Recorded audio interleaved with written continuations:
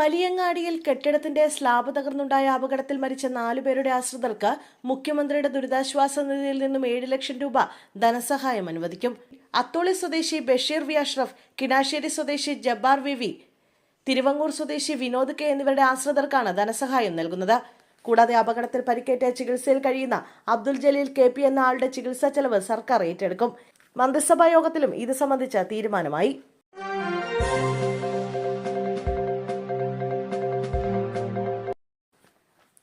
കരുനാഗപ്പള്ളിയിൽ പട്ടാപ്പകൽ ഗുണ്ടാ നേതാവ് അലുവാദുലിനെ നടുറോഡിലിട്ട് വെട്ടിക്കൊലപ്പെടുത്തിയ സംഭവത്തിൽ മുഴുവൻ പ്രതികളും പിടിയിൽ. കൃത്യത്തിൽ നേരിട്ട് ഉൾപ്പെട്ട 4 പേരെയാണ് ഇടുക്കി മുണ്ടക്കയത്തിനടുത്ത് നിന്നും പോലീസ് പിടികൂടിയത്.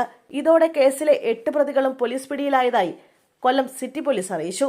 കോട്ടയം പോലീസ് പിടിച്ച പ്രതികളെ കൊല്ലം പോലീസിന് കൈമാറി. അന്വേഷണം ആരംഭിച്ചിട്ടേ ഉള്ളൂവെന്ന് കൊല്ലം സിറ്റി പോലീസ് കമ്മീഷണർ വ്യക്തമാക്കി.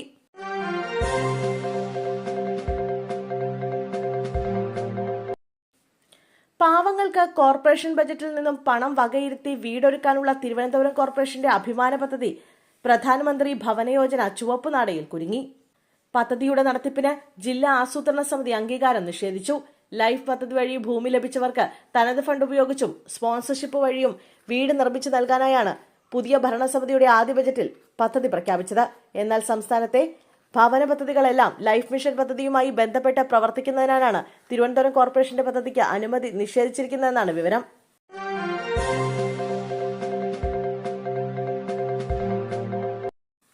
വരും മണിക്കൂറിൽ വടക്കൻ കേരളത്തിൽ ഒറ്റപ്പെട്ട ഇടങ്ങളിൽ മഴയ്ക്ക് സാധ്യത. കോഴിക്കോട്, കണ്ണൂർ, കാസർഗോഡ് ജില്ലകളിൽ ഒറ്റപ്പെട്ട ഇടങ്ങളിൽ ഇടിമിന്നലോട് കൂടിയ നേരിയ മഴയ്ക്കും മണിക്കൂറിൽ 40 കിലോമീറ്റർ വരെ വേഗതയിൽ ശക്തമായ കാറ്റിനും സാധ്യതയുണ്ടെന്ന് കേന്ദ്ര കാലാവസ്ഥാ വകുപ്പ് അറിയിച്ചു.